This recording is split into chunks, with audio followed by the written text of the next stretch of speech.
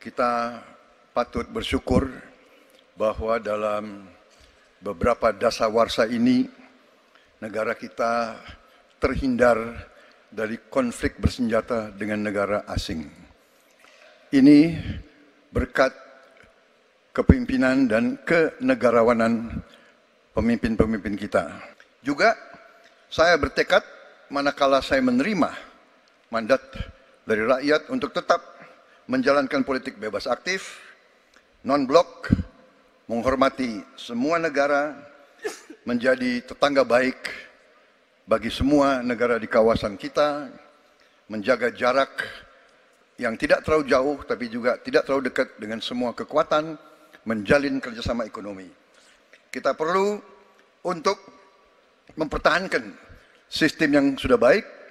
Saya juga akan memperbaiki kesejahteraan dan kualitas hidup TNI, Polri, dan ASN secara signifikan.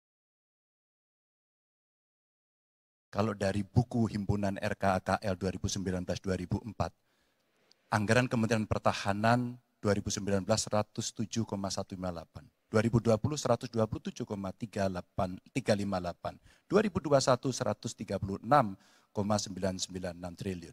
Ada peningkatan. Maka Bapak Ibu, dalam konteks politik luar negeri kita, maka otonomi strategis menjadi begitu penting untuk meredefinisi dari politik kita yang bebas aktif.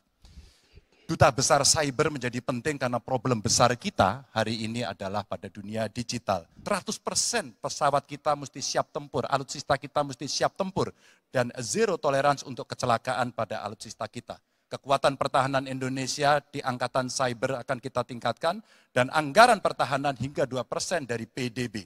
Keamanan mendorong pada profesionalisme kepolisian yang mau tidak mau harus kita lakukan. Tentu kesejahteraan prajurit dan keluarga menjadi begitu penting untuk mendapatkan perhatian. Sebagai Presiden Republik Indonesia, maka prioritas pertama dan terutama adalah memastikan rasa aman pada tiap keluarga dan setiap jengkal tanah Indonesia. Ketika kita berbicara tentang menjaga keamanan, maka kita juga berbicara tentang bagaimana pelibatan kita di dalam kancah internasional.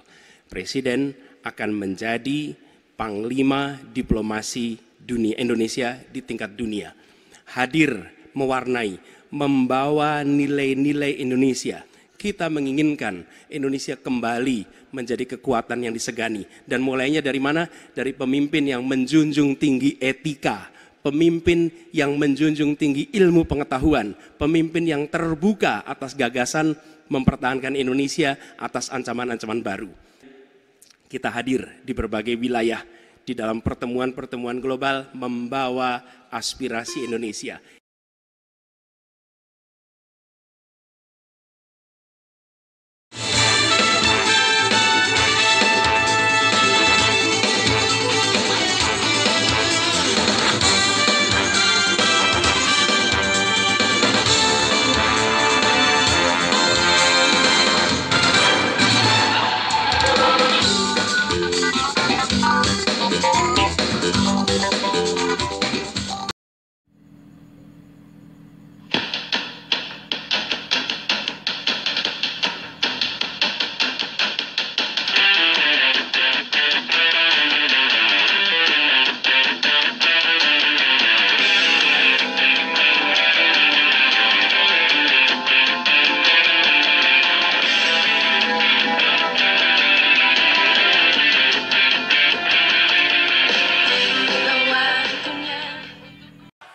Terima kasih pemirsa, Anda masih bergabung bersama kami dari Istora Senayan Jakarta dalam acara debat ketiga calon presiden pemilu tahun 2024. Mohon kerjasamanya Bapak dan Ibu sekalian karena ada jutaan orang di rumah yang berhak juga mengikuti acara ini dengan ketenangan nih saya untuk bisa mendapatkan intisari dari debat ketiga ini.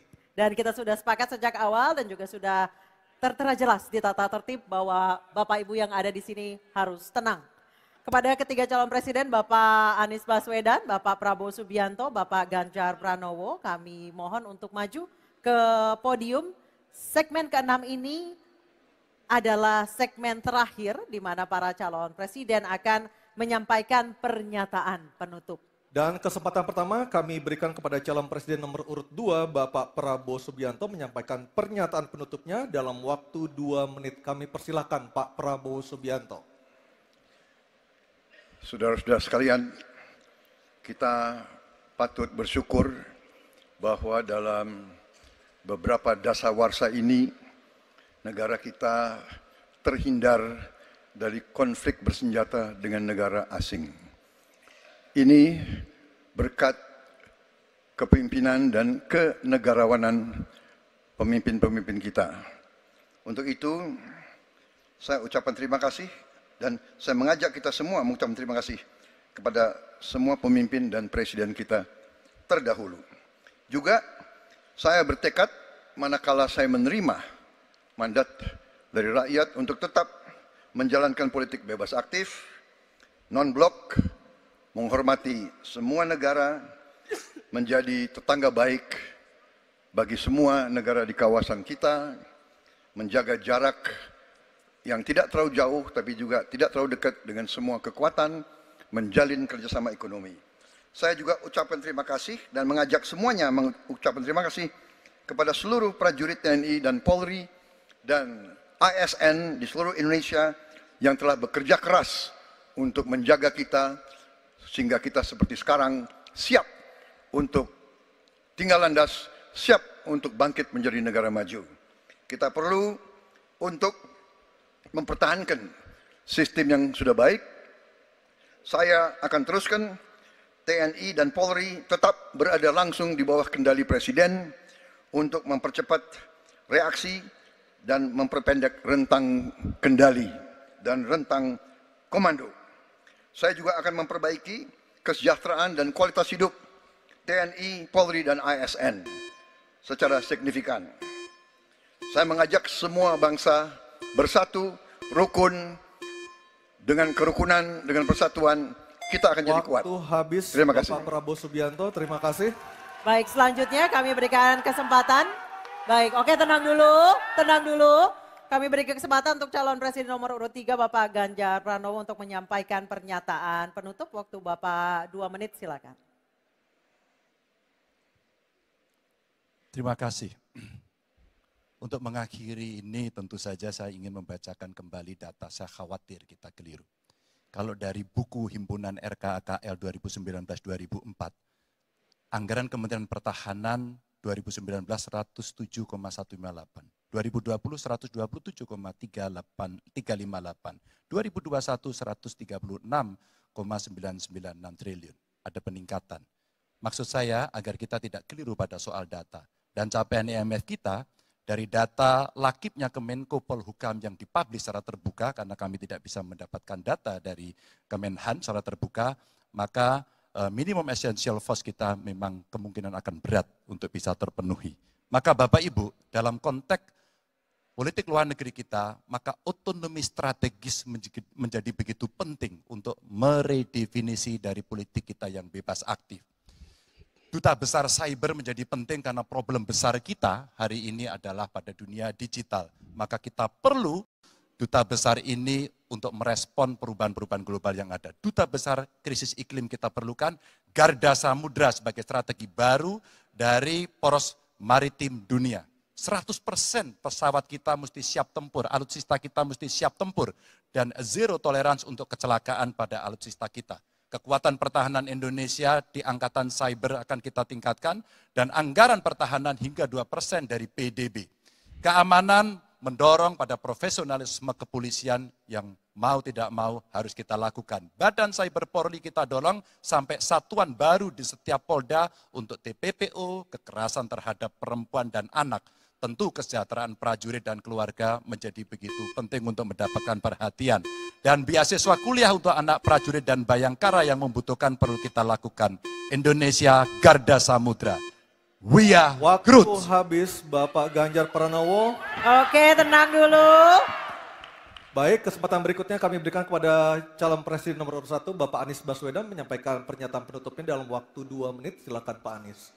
Sebagai Presiden Republik Indonesia, maka prioritas pertama dan terutama adalah memastikan rasa aman pada tiap keluarga dan setiap jengkal tanah Indonesia. Dan itu artinya kita memastikan bahwa mereka yang diberi tugas untuk mengamankan dipikirkan kesejahteraannya. Memastikan bahwa kenaikan gaji tiap tahun, memastikan mereka punya rumah dinas, memastikan kesejahteraannya aman. Sehingga mereka bisa konsentrasi. Siapa itu? TNI, Polri, termasuk ASN di bidang pertahanan. Itu kunci nomor satu. Yang kedua, ketika kita berbicara tentang menjaga keamanan, maka kita juga berbicara tentang bagaimana pelibatan kita di dalam kancah internasional. Presiden akan menjadi panglima diplomasi dunia Indonesia di tingkat dunia. Hadir, mewarnai, membawa nilai-nilai Indonesia. Dan seperti juga di debat ini, tidak banyak ruang diberikan untuk berbicara di forum global. 2 menit, 3 menit itulah waktunya. Tapi di situ seninya, bagaimana kompleks gagasan, kompleks ide disampaikan secara lugas. Dan ketika Indonesia menyampaikan posisinya tegas, maka kita tidak akan ragu. Kita memperjuangkan penghapusan penjajahan di muka dunia. Maka Indonesia tidak sungkan untuk mengatakan pada negara manapun, hentikan penjajahan di tanah Palestina. Dan usahakan itu lewat diplomasi ke seluruh tempat. Bukan cuma sekedar statement dari Menteri Luar Negeri, tapi serius menjajaki seluruh kekuatan. Kita menginginkan Indonesia kembali menjadi kekuatan yang disegani. Dan mulainya dari mana? Dari pemimpin yang menjunjung tinggi etika, pemimpin yang menjunjung tinggi ilmu pengetahuan, pemimpin yang terbuka atas gagasan mempertahankan Indonesia atas ancaman-ancaman baru. Dan itu artinya kita hadir di berbagai wilayah di dalam pertemuan-pertemuan global membawa aspirasi Indonesia. Kita kirim pesan, we will no longer absence. Indonesia will be presence and Indonesia will color the world. Indonesia absence no more, respected forever. Habis Pak Anies. Terima kasih Pak Prabowo, Pak Ganjar dan Pak Anies sudah memberikan closing statement atau pernyataan penutupnya untuk malam hari ini. Dan kita berikan apresiasi kepada para calon presiden 2024 yang telah merampungkan seluruh rangkaian debat pada malam hari ini. Hadirin kami persilakan untuk tepuk tangan. Dan masih tersisa 2 debat lagi yang akan diselenggarakan oleh KPU. Dan kami mengingatkan Anda untuk menggunakan hak pilih Anda pada Rabu 14 Februari 2024. Dan semoga debat ketiga kali ini bisa menjadi bahan pertimbangan Anda untuk menentukan pilihan siapa pemimpin Indonesia ke depan pada 14 Februari 2024. Dan kita tutup acara kita malam hari ini. Saya Aryo Ardi. Saya Anisha Dasuki mengucapkan terima kasih atas kebersamaan Anda. Sampai Selamat jumpa. malam. Selamat malam.